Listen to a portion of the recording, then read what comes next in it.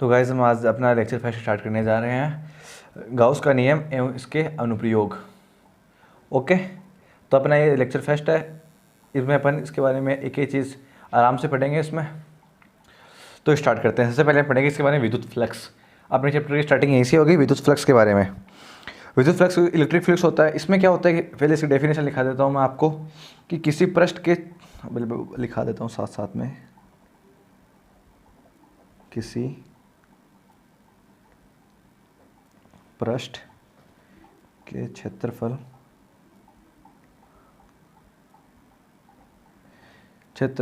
सदिश सदिश को ए वेक्टर से डिनोट कर देते हैं, वह विद्युत क्षेत्र की तीव्रता के अदिश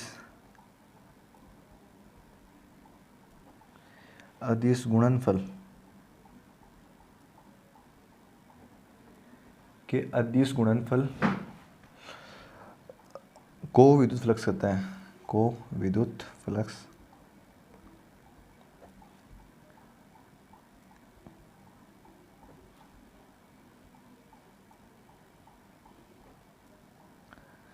ओके, मतलब किसी भी पृष्ठ के क्षेत्रफल होना चाहिए अपने को। मेन चीज़ है क्षेत्रफल वेक्टर में। अपने फिजिक्स में क्या होता है कि क्षेत्रफल होता है वो अपने सदिश रूप में होता है, और उसके साथ में विद्युत क्षेत्र की तीव्रता, विद्युत क्षेत्र और इन दोनों का जो गुणनफल होगा वो अदिश रूप में होना चाहिए। अर्थात मतलब इसको पहले बता देता हूँ हमको, फिर डायग्राम से भी समझाऊंगा इसमें। अर्थात अपन क्या लिख सकते हैं, अर्थात विद्युत फ्लक्स क्या होगा, अर्थात विद्युत फ्लक्स फाई इक्वल्स टू क्या हो जाएगा। अपने पीछे के चैप्टर में अपने ये बता रखा है कि ये जो होता है विद्युत क्षेत्र, इसको हम ई से डिनोट करते हैं और ई वेक्टर से डिनोट करते हैं क्योंकि सदिश रूप लिख रहे हैं इसका, और क्षेत्रफल वेक्टर फॉर्म में लिखेंगे तो ए वेक्टर लिखेंगे। ओके, यहाँ से अपने पास ये आ गया। तो अपने वेक्टर में पढ़ रखा है कि कोई भी चीज़ का डॉट प्रोडक्ट क्या होता है, ए डॉट बी डॉट क्या होता है, ए बी कोस थीटा। नहीं, बता देता हूँ मैं आपको। कोई भी अपना ए वेक्टर डॉट बी वेक्टर है, इसका अपने पास डॉट प्रोडक्ट क्या होता है, ए बी कोस थीटा। अब आपके भी दिमाग में क्वेश्चन आ रहा होगा, थीटा किन किन के बीच का कोण होता है, सब बताऊंगा। आपके पास ये समझ में आ गया तो हम इसको क्या लिख सकते हैं, इसको हम लिख सकते हैं या फाई इज इक्वल्स टू, ये फाई है ना अपना, ये विद्युत फ्लक्स का चिन्ह होता है, ये ई ए कोस थीटा। इसको ऐसे भी डिनोट कर सकते हैं। इसको बॉक्स में बंद कर रहा हूँ क्योंकि अपने काम आने वाले हैं आगे। फिर क्या है, जहाँ theta is equals to E vector व ए वेक्टर के मध्य कोण। अब ई वेक्टर मतलब विद्युत क्षेत्र की तीव्रता, और ये जो क्षेत्रफल सदिश है इसके बीच का कोण क्या होगा। अब मान लीजिए ये विद्युत क्षेत्र की रेखाएं हैं और इनके बीच में ये अपना कोई ये पड़ा है, कोई वस्तु पड़ी है, इनसे गुजर रही है। तो अब जो ये कोण होगा ना, इसके साथ में और इन रेखाओं के साथ में जो ये कोण बनाएगा ये है थीटा। ये अपने पास क्षेत्रफल सदिश आ गया, इधर आ गया ये विद्युत बल रेखाओं की दिशा है। ओके गाइस, अब विद्युत फ्लक्स एक अदिश राशि है। अपने को पता है कि कोई भी दो चीज़ें हैं, कोई भी मतलब सदिश है, उनका डॉट प्रोडक्ट करेंगे तो एक अदिश राशि आ जाएगी। तो इन दोनों का भी जो आंसर आएगा वो एक अदिश राशि में आएगा। कैसे आएगा, इसको एक लाइन से लिख देते हैं अपन, पहले लिख देते हैं, इसमें डिनोट कर देते हैं अपने पास कि क्या आएगा। तो क्या लिखेंगे यहाँ पे कि विद्युत फ्लक्स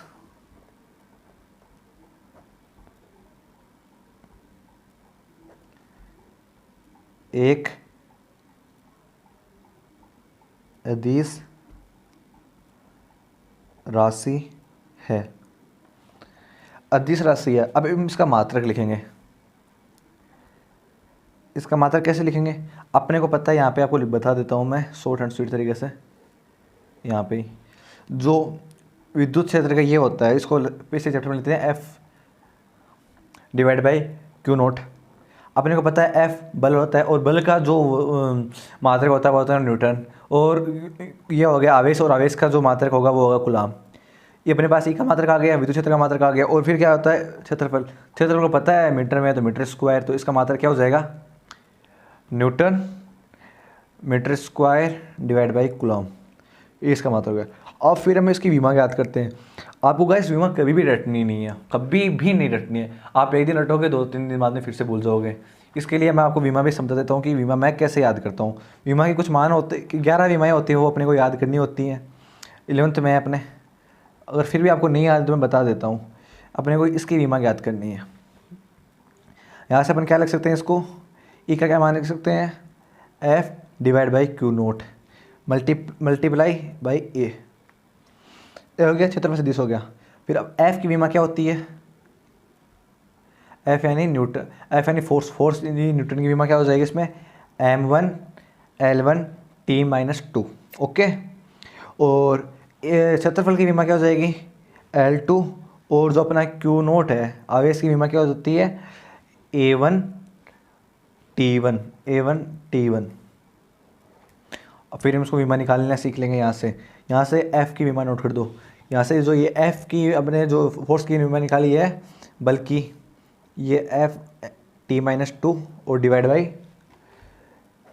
A1 T1 और मल्टीप्लाई क्या करना है, ये भी तो लिखना है अपने को L की पावर 2। अब ये L की पावर T की पावर -2 एक प्लस -3, तो ये M1 तो प्लस का प्लस में रहेगा, L की पावर 3 कैसे हुई, एक पावर ये रही एक पावर ये रही। जब हर समान होती है तो घातें जुड़ जाती हैं, तो हर समान है तो घातें जुड़ जाएंगी। और T की पावर -2 ये एक माइनस हो जाएगा ऊपर, और T की पावर -3 और A की पावर -1 नीचे की घात है इसको ऊपर लेके जाएंगे तो प्लस पॉजिटिव में हो जाएगा ये। ओके गाइस, इसके बाद में एक छोटा सा पॉइंट है, हम लिखेंगे इसके बारे में, विद्युत फ्लक्स के बारे में। अब आपको लिखते हुए बता दूंगा मैं इसको, मतलब आपको समझना है इस पॉइंट को, किस लिखते लिखते मैं बताते मैं जैसे बोल बोल के लिखूंगा, आपको उतने टाइम में ये पॉइंट समझ में आ जाएगा। क्या है इस पॉइंट में कि कुछ बातें हैं इसके बारे में, विद्युत फ्लक्स के बारे में, कि किसी पृष्ठ से विद्युत फ्लक्स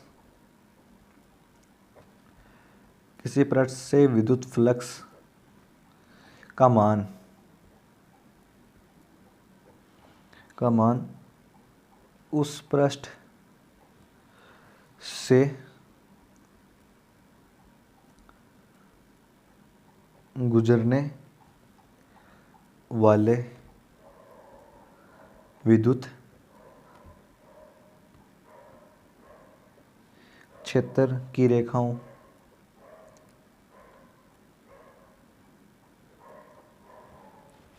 के बराबर होता है,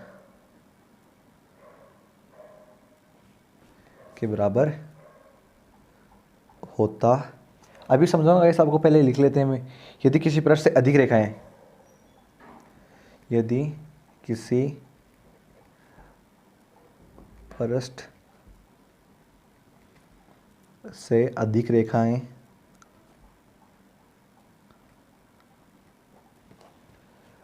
गुजरेगी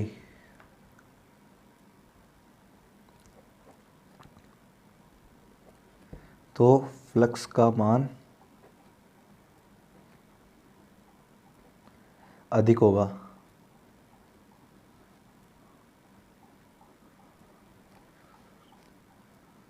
और मतलब रेखाएं गुजर ही नहीं है, यदि रेखाएं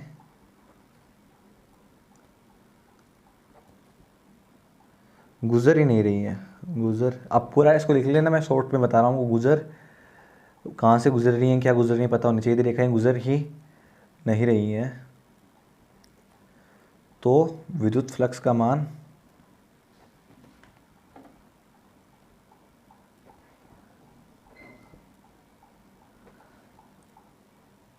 शून्य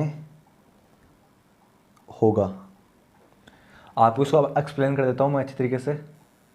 गाइस हम इसके बाद में एक और पॉइंट लिखेंगे, फिर दोनों पॉइंट को एक ही डायग्राम से समझा दूंगा मैं। इस आगे वाला पॉइंट क्या है अपने पास,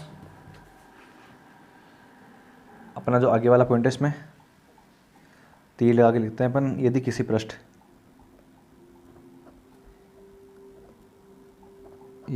पृष्ठ से विद्युत क्षेत्र रेखाएं, विद्युत क्षेत्र रेखाएं अंदर प्रवेश कर रही हैं, अंदर प्रवेश कर रही हैं, तो उस पृष्ठ का विद्युत फ्लक्स, उस पृष्ठ का विद्युत फ्लक्स ऋणात्मक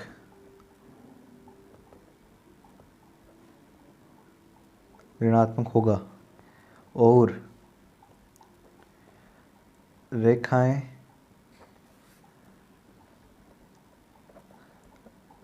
बाहर निकल रही हैं, तो विद्युत फ्लक्स का मान पॉजिटिव होगा। कैसे होगा? अब मतलब ये रेखाएं हैं अपने पास,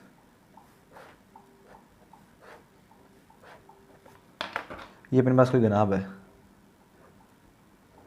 घनाभ बना देता हूँ मैं आपको अच्छे से।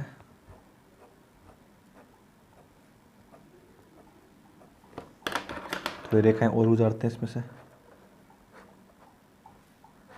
अब अपने क्या लिखा है कि जहाँ से गुजर रही है, मतलब गुजर रही है मतलब जहाँ से प्रवेश कर रही हैं। प्रवेश कहाँ से कर रही हैं? इस पृष्ठ से प्रवेश कर रही हैं, इस पृष्ठ से प्रवेश कर रही है अपने पास, ये पृष्ठ कर, तो इस पृष्ठ का आवेश कैसे होगा? नेगेटिव।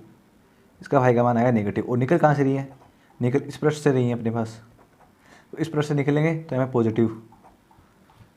ये हो गया। और जो मैंने पहले वाला पॉइंट लिखा है, इसमें क्या लिखा है? यदि किसी पृष्ठ से विद्युत फ्लक्स उस पृष्ठ से गुजरने वाले विद्युत क्षेत्र की रेखाओं के बराबर होता है, यदि पृष्ठ पर अधिक रेखाएं निकलेगी, मतलब इस पॉइंट से ये मतलब है, ये फेर में लिखने को इतना कोई जरूरत नहीं है, इसको रफली बता देता हूँ मैं। मतलब एक तो ये गोला है, कोई वस्तु है, और एक ये गोला है। साइज चलो ये तो बराबर नहीं लिया मैंने, चलो बराबर ले लेता हूँ। एक ये गोला है, एक ये गोला है, इससे ये रेखाएं निकल रही हैं,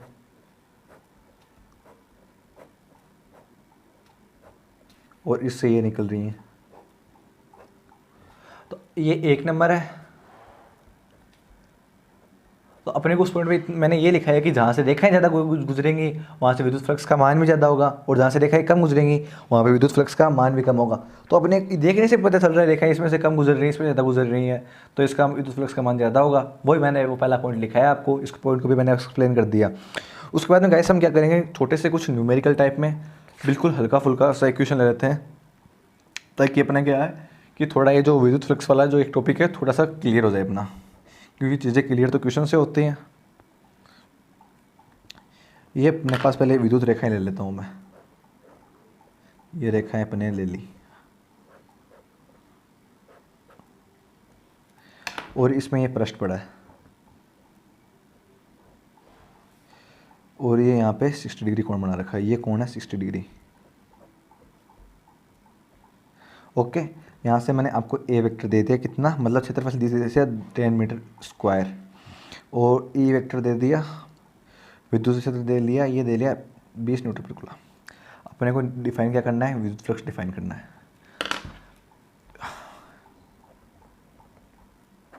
पूरा सॉल्यूशन बताऊंगा। इसका क्या फॉर्मूला है? अपने क्या पढ़ा है कि ये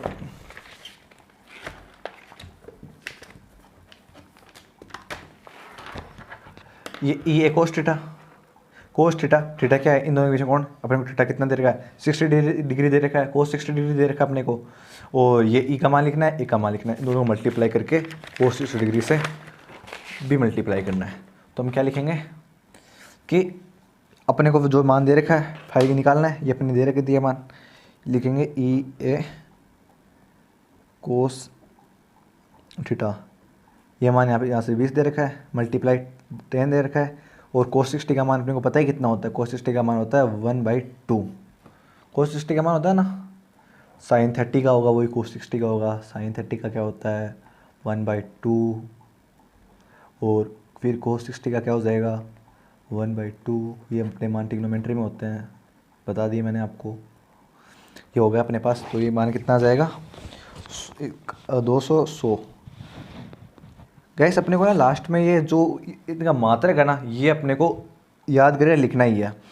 अपने क्वेश्चन पूरा सही कर दिया, मतलब 1 नंबर क्वेश्चन आया अपने पास, ये कोई भी मतलब ऑब्जेक्टिव नहीं सब्जेक्टिव टाइप में कोई एग्जाम में अपने पास 1 नंबर क्वेश्चन आया, अपन ने यहाँ तक कर दिया, उसके आगे ये नहीं लिखा, मात्रक नहीं लिखा, तो अपना अगला एक आधा नंबर काट लेगा। तो ये पूरी मेहनत पानी में गई ना अपनी, तो ये अपने को लास्ट में लिखना ही लिखना है। ओके, फिर हम एक और छोटा सा क्वेश्चन लेते हैं इसके बाद में। चलो हम इस बार वेक्टर फॉर्म में ले लेते हैं इनको। विद्युत क्या हो जाएगा, 2i cap plus 3j cap plus 4k cap newton पर कूलम। ये ए वेक्टर है, ये हो जाएगा i cap plus 2j cap metre square. Okay, अब अपने को क्या याद करना है यहाँ से, जो याद करना है वो भी लिख देता हूँ। ये फाई है, ये अपने को डिफाइन करना है।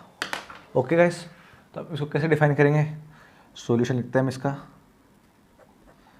पूरा आराम से बताऊंगा आपको। इसमें क्या करते हैं, phi equals to E dot A vector, इन दोनों का अपन को क्या करना है, डॉट प्रोडक्ट करना है। ओके, डॉट प्रोडक्ट में सिंपल सा है, दोनों के सदिशों को गुणन कर, जो आई कैप को आई कैप से गुणा कर दो, जे कैप को जे कैप से गुणा कर दो। अब आप यहाँ सोच रहे होंगे यहाँ पे के कैप तो है ही नहीं, यहाँ पे हम के कैप मान सकते हैं, अपने यहाँ पे चुपचाप चुप करके यहाँ पे 0 के कैप मान लिया। अब 4 को 0 से मल्टीप्लाई करेंगे तो 0 आना है, पता है वो अपने को। इनका अदिश गुणनफल आएगा 2i cap plus 3j cap plus 4k cap 0k cap. Phi है अपने यहाँ पे, फाई है, ये अपने का डिफाइन कर लिया। 2 प्लस 6 कैसा है बताओ, 2 को 1 से मल्टीप्लाई किया 2, 3 को 2 से मल्टीप्लाई किया प्लस 6, 4 को 0 से मल्टीप्लाई किया प्लस 0 इज इक्वल्स टू 8, और ये हो गया newton metre square divide by coulomb. ये अपने को मात्र तो लास्ट में लिखना ही लिखना है, कुछ भी हो जाए अपने को ये चीज़ नहीं भूलनी है। ये भूल गए मतलब आपका जितना भी नंबर का क्वेश्चन होगा आधा नंबर, उसमें आधा मार्क्स गया आपका। ओके गाइस, ये अपनी बहुत ही इंपॉर्टेंट चीज़ है अपने। उसके बाद में हम देखते हैं आगे क्या, एक और छोटा सा न्यूमेरिकल ले लेता हूँ मैं यहीं पे ही, सेम ऐसा न्यूमेरिकल ले रहा हूँ। ये अपना लास्ट न्यूमेरिकल, उसके बाद में गॉस का लॉ पढ़ेंगे अपन। ये हो गया, ये ई का मान ले लेते हैं, ये ऐसे है, माइनस में ले लिया अपने, plus 4k cap I cap plus 2j cap plus 3k cap. I को आई से मल्टीप्लाई कर दो, डायरेक्ट बता रहा हूँ आपको इस क्वेश्चन में, मैं मल्टीप्लाई करके नहीं बताऊँगा, अब आपको भी डायरेक्ट करना है। मैं कैसे सोचता हूँ, डायरेक्ट इसको यहाँ से मल्टीप्लाई करता जाता हूँ, जोड़ता जाता हूँ।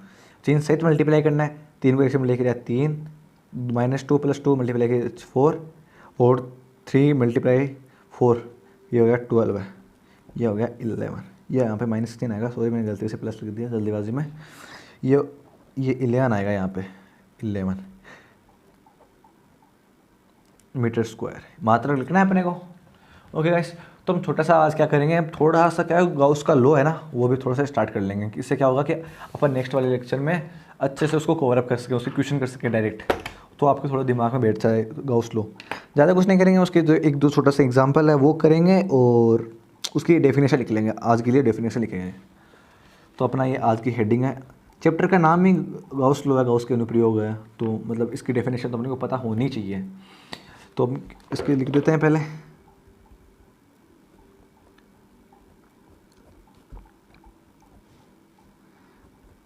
गॉस का नियम।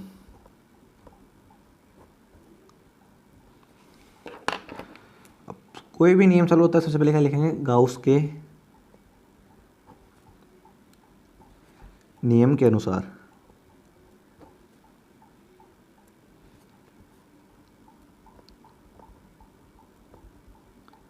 गाइस ये वर्ड है ना, 3-4 वर्ड, ये अपने को हर नियम में लिखने ही है।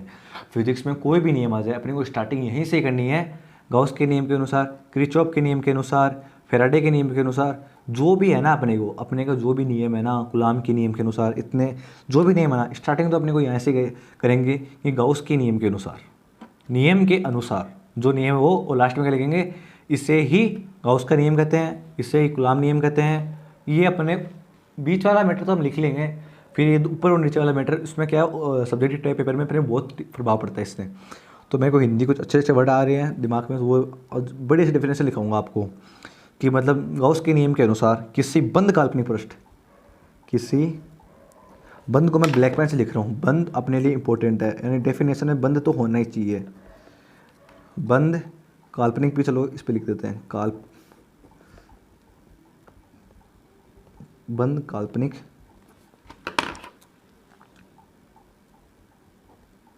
पृष्ठ से संबंध, अच्छे अच्छे हिंदी का बेटा, संबंध विद्युत फ्लक्स,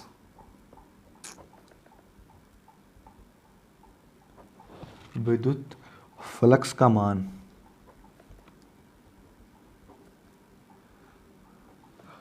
उस बंद पृष्ठ के अंदर बंद कुल आवेश, बंद कुल आवेश बोस्टन के बंदे सिग्मा क्यू इन, अंदर का आवेश है ये दिया, वह निर्वात की विद्युतशीलता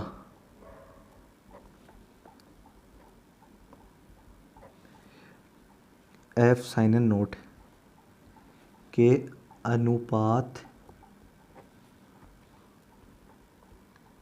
में होता है, अर्थात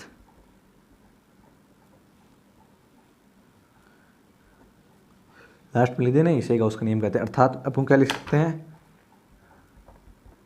phi is equals to q in divide by F sine N naught. ये अपने को याद करना ही करना है। अपने को बोर्ड में 100% पूछता है, हर साल इससे क्वेश्चन आता है गाइस, मैं बता रहा हूँ आपको। आप ये याद कर लो, आपके मतलब 2 या 3 नंबर तो पक्के हो जाएंगे। इस नियम से प्रश्न पूछता ही पूछता है। इसकी परिभाषा तो डेफिनेटली मतलब पूछ लेता है, इसकी 90% इसकी परिभाषा पूछ लेता है और इस नियम से रिलेटेड चीज़ें पूछता है अपने को। ये लिखेंगे, या समाकलन डी एस, पूरा बताऊंगा इस आपको नेक्स्ट लेक्चर में इसके बारे में। अभी थोड़ा सा मोटा मोटा देख लेते हैं, ऊपर से ऐसे अपने भाषा में बोल दे तो इसको बॉक्स में फिट कर देता हूँ। ये अपने लिए काफ़ी इंपॉर्टेंट है। मतलब इस प्रश्न में क्या लिखा है, गाउस के नियम के अनुसार, आपको एक बार खुद इसको पढ़ो, मतलब पढ़ो, मैं आपके साथ साथ पढ़ता हूँ। गाउस के नियम के अनुसार किसी बंद काल्पनिक पृष्ठ से संबंध विद्युत फ्लक्स का मान बंद पृष्ठ के अंदर बंद कुल आवेश व निर्वात की विद्युतशीलता एफ साइन नोट के अनुपात में होता है। मतलब ये कोई अपने पास बंद पृष्ठ है, यहाँ पे है Q1, ये है Q2, ये है Q3, ये है Q4, ये है Q5, ये ओके। इसमें अपने को क्या करना है, गाउस का नियम लगाना। तो क्या लेंगे, अंदर कुल आवेश Q1 plus Q2 plus Q3 plus Q4 plus Q5 divide by F sign note, निर्वात की विद्युतशीलता एफ साइन नोट। दे रखा है तो उसका मान लिख देंगे, अगर नहीं दे रखा तो ये लिख देंगे। आपको छोटी चीज़ के बारे में और बताता हूँ, फेयर में इसलिए नहीं है, आगे नेक्स्ट लेक्चर में पूरे ढंग से एक्सप्लेन करूँगा, आपको थोड़ा सा से नॉलेज हो जाए। मतलब इक्वेशन के रूप में बता देता हूँ आपको। ये है अपने पास स्मॉल क्यू, ये है अपने पास बिग क्यू। अब आप सोचो कि किसके विद्युत फ्लक्स का मान अधिक होगा। मतलब इस गाउस के नियम के अनुसार इसका मान कितना होगा। सोचो किसका ज़्यादा होगा, किसका कम होगा। अब जनरली क्या सोच लेंगे कि भाई इसका ज़्यादा होगा, ये बड़ा है। कैसे बड़ा है, ऐसा कैसे होगा, इसका मान कैसे लिखेंगे, अंदर उपस्थित कुल आवेश, ये तो लिखेंगे इसमें अंदर उपस्थित, अंदर कितना आवेश उपस्थित है, क्यों, डिवाइड बाई विद्युतशीलता। और यहाँ पे कितना हो जाएगा, अंदर आवेश क्यों है, डिवाइड बाई विद्युतशीलता। दोनों बराबर हुए नहीं हुए, बताऊंगा, टेंशन मतलब आपको पूरी चीज़ें बताऊंगा। ये तो छोटा सा मैंने एग्जांपल दिया है। आपको ये डेफिनेशन याद करनी है, आपको ये चीज़ें याद करनी है कि जो अंदर का आवेश होता है वो जो उसका वो आवेश बटा क्यू एफ साइन नोट, उसको जोड़ देते हैं डायरेक्टली और ये कर देते हैं उसमें लास्ट में, और ये इसका Q in divide by F sign note. Guys आज के लेक्चर के लिए बस इतना ही, बाकी अपने नेक्स्ट लेक्चर में इसको कंटिन्यू करेंगे। Okay, thank you guys. और यार आप चैनल पे नए हो ना, प्लीज़ यार सब्सक्राइब कर दो, लाइक कर दो। इससे क्या आपको अगर रियल में वीडियो अच्छा लगा, मैंने जो पढ़ाया आपको अच्छा लगा, तो प्लीज़ यार लाइक जरूर कर देना वीडियो को, और चैनल को सब्सक्राइब भी कर दो यार। Thank you guys.